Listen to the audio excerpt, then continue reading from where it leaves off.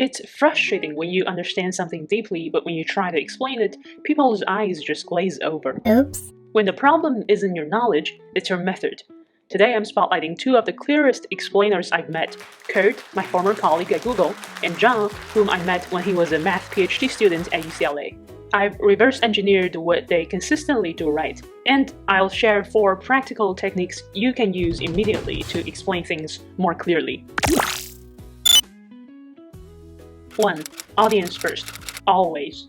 The first move great explainers make is simple, but not many people actually do it. They start with the audience, always. They keep the audience's interest in mind, not their own. For example, back when I was at Google, I was giving my manager an update initially. I launched into all the technical details I thought were important. Afterwards, Kurt told me, when you talk to a manager, zoom out. Business level first, not technical level. If they want the details, they'll ask. The second part of audience first is knowing what they already know and what they don't. Whenever I bring Kurt some context I'm unsure about, maybe a task I've never encountered before, or a situation where I'm missing a key piece, he never jumps straight into a full explanation. Instead, he starts by asking, what do you already know? What's the background you've got so far? And what's still unclear? John is the same. Before he explains a theorem, he'll ask what I already understand about it and what I don't.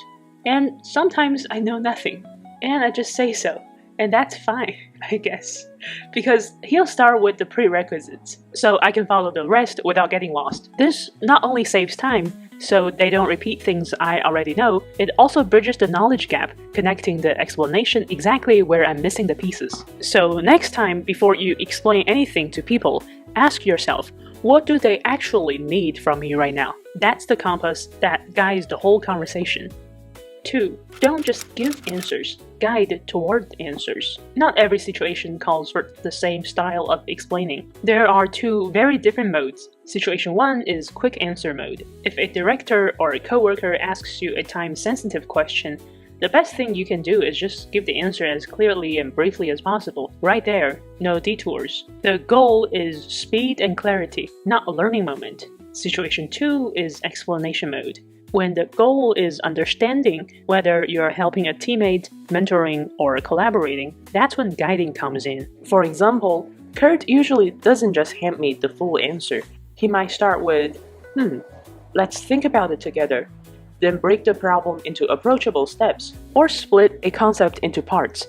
The benefit is that now I know how to reach the answer myself next time. Instead of dropping the conclusion in my lap, he's walking me through the path, giving me the mental tools to solve the next problem on my own. So the takeaway is, when the goal is learning, don't just give the answer, guide the path to it. You're not only solving this problem, you're building their ability to solve the future ones. And once you start guiding someone toward an answer, it leads us to 3. Make it interactive. Pause, prompt, and co-create. Once you're guiding someone, the next step is to make the explanation interactive, to turn it from a one-way monologue into a guided co-creation. Instead of talking straight through, you can drop small prompts that invite the other person to think for themselves, like, where should we go next?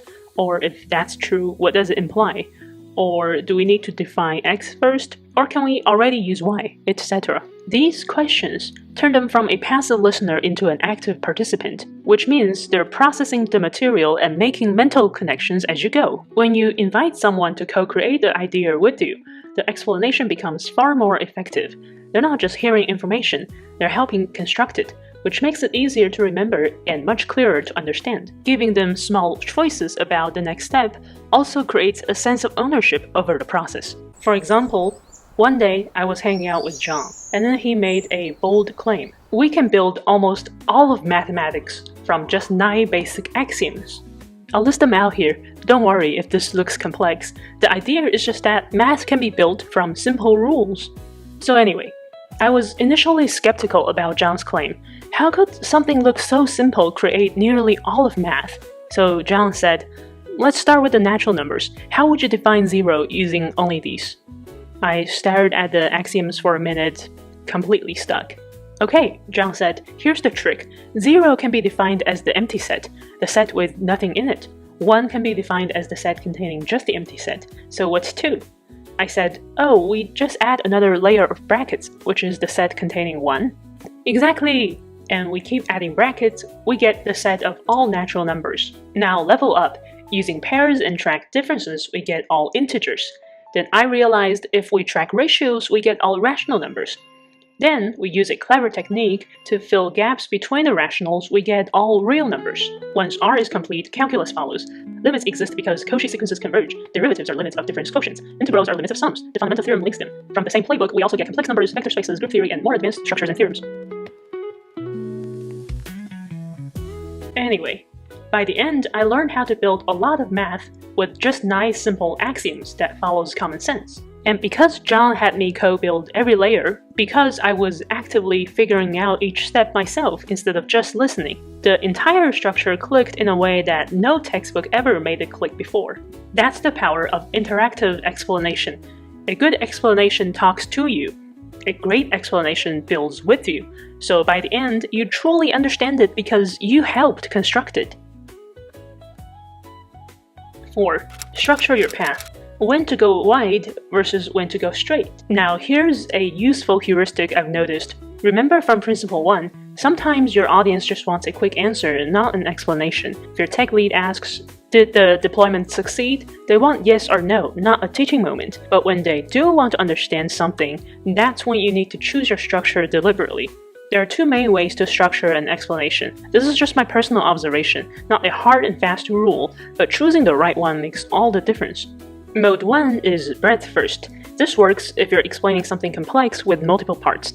Just like BFS algorithm, you present all the main points first, essentially giving the table of contents, then expand each one. You can even draw it on a whiteboard or paper, helping your audience visualize better. For instance, if you're explaining how a recommendation system works, you could say, there are three main components: data collection, the algorithm, and the serving layer. That's it. All three main points, no details yet.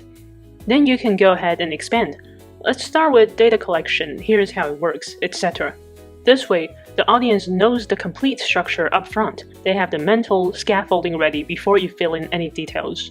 Without this BFS or go wide approach, without that initial table of content, even if you have a clear structure in your head, your audience can still experience chaos. They're getting deep details without knowing how many points there are or how they connect. Mode 2 is linear co-construction. In comparison, when you're building something together, like John and I building math from axioms, you want a different approach. Here, you go step by step, linearly. Each piece builds directly on the last. You can't skip ahead because each layer depends on understanding the previous one. Here's the critical part. Linear works well if you can follow the first three principles, especially making it interactive. Sometimes we think we are explaining linearly, but without pausing to check understanding, without inviting participation, we can unintentionally create chaos. The audience gets lost 3 steps back, while the explainer keeps marching forward. Also, sometimes the worst explanations are the ones where someone thinks they're being linear, but they're actually jumping around without realizing it. And yes, I'm guilty of this, I do this all the time. The best explanations choose their structure deliberately and stick to it. So yeah, these are the 4 techniques. Audience first, guide, don't give, make it interactive, and structure your path. Next time you explain something to someone, ask, what do you already know? Or try giving the table of contents before details. These small changes can make a huge difference. But there's another level to this. Beyond techniques, there are fundamental ways of thinking that people like Kurt and John have developed through years in their fields. If you're curious about how they learn to cut through complexity so effortlessly, I can dive into that in a future video. In the meantime, I did write a short note about this on Substack. I'll link it here if you want to take a peek.